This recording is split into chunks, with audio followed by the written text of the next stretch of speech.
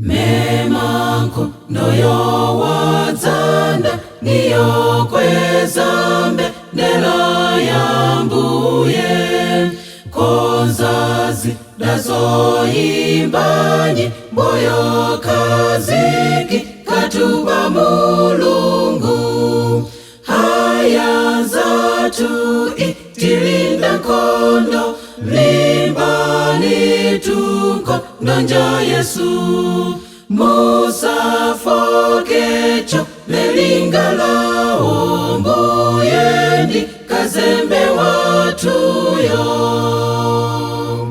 mlakenda niyo ngimbenji lamompakanko noyo ileka zidava lanimantata yanipitiki sani adaniwo haya zatu itilinda nkondo limbani tunko ndonja Yesu musafokecho lelingala ombuyendi kazembe watuyo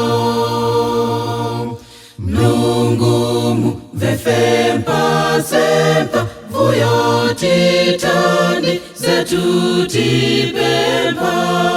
nkondo itatatitako jesa mutipa sekrona wa moyo haya zatu itilinda nkondo limbani tuko ndonja Yesu musafokecho lelingala ombuyendi kazembe watuyo haya zatu itilinda nkondo limbani tuko ndonja Yesu